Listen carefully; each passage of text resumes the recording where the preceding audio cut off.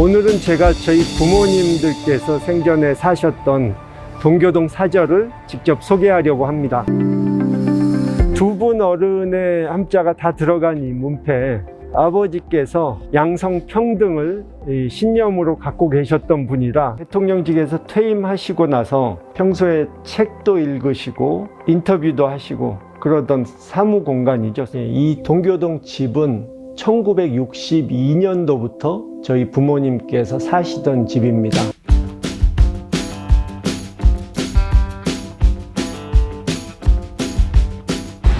노벨상 상금 8억 원을 인출한 사실까지 드러났고 김 의원은 고인의 유지에 따랐다며 상금은 상속세로 냈다고 주장했죠.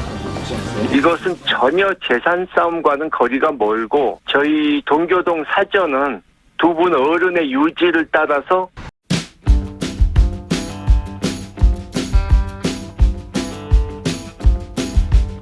지난달 삼남 김홍걸 의원이 소유주 자격으로 이곳을 국가문화재로 지정해달라는 신청서를 마포구청에 제출한 사실이 확인됐습니다. 동교동 사저는 현재 차남인 홍업 씨와 유산 문제로 다투는 곳입니다. 김홍걸 의원은 친모인 이희호 여사의 재산을 법대로 상속받았다고 주장하는 반면 차남 김홍업 이사장은 기념관으로 사용하라는 이 여사의 유언을 어겼다며 법적 다툼을 벌이고 있습니다. 문화재로 지정되면 관리를 위한 국가 보조금에 재산세 감면 혜택을 받는데 김 의원 측은 추후 사저를 기념관으로 운영하기 위해서 필요한 조치라고 설명했습니다.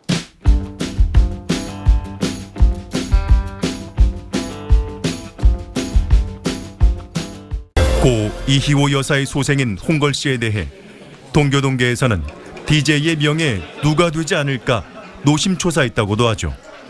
하지만 2016년 20대 총선을 앞둔 문재인 당시 민주당 대표는 호남 공략을 위해 홍걸 씨를 전격 영입했습니다. 우리 당의 정통성과 정신을 재확인하는 중요한 계기입니다. 이후 호남에 갈 땐 늘 홍걸 씨가 동행했고 우리 아버지 뿌리를 지켜야지 이 민주당. 결국 21대 총선에선 부모의 뜻을 따르겠다며 비례대표 4번으로 국회의원에 당선됩니다. 김대중 정신이 살아있다는 것을 보여주기 위해서 정치에 입문했습니다.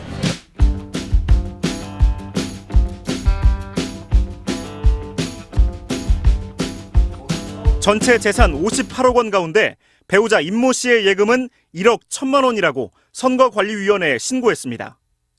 그런데 국회 입성 후 지난달 공개한 임 씨의 예금은 11억 7천만 원. 5달 사이 10억 원 넘게 늘었습니다. 어떻게 된 일일까?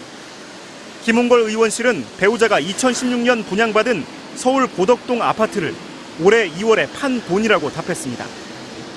예금이 늘어난 이유를 해명하다 아파트 분양권을 누락한 게 드러난 겁니다. 국토교통부 실거래가 공개 시스템을 보면 올해 2월 거래된 분양권 가격은 12억 3,500만 원. 2016년 분양가보다 2배가량 많습니다. 4년 새 시세 차익 6억 원 정도를 올린 겁니다. 총선 당시 김 의원은 제대로 신고한 동교동 사저와 서초구, 강남구 아파트 외에 실제로는 강동구에도 아파트 한 채가 더 있었던 셈입니다. 누락한 재산은 또 있습니다. 서울 서대문구에 있는 3층짜리 상가 건물. 김 의원의 배우자 임 씨가 지난 2008년 동생에게 나머지 지분 절반을 사들여 소유권을 전부 넘겨받았습니다. 하지만 김 의원은 최근 재산 신고에서 상가 대지 면적이 30제곱미터라고 했다가 64제곱미터라고 하는 등 두 차례 모두 허위 신고한 사실이 확인됐습니다. 금액도 1억 9천만 원, 5억 8천만 원 등 그때그때마다 고무줄입니다. 이 상가의 현재 시세는 10억 원이 넘습니다. 정의당은 호부 견자란 말까지 꺼냈습니다. 아버지는 호랑이인데 그의 자식은 개라며 모욕을 준 겁니다. 김 의원은 결국 민주당에서 제명됐습니다. 국회의원 김홍걸을 제명한다.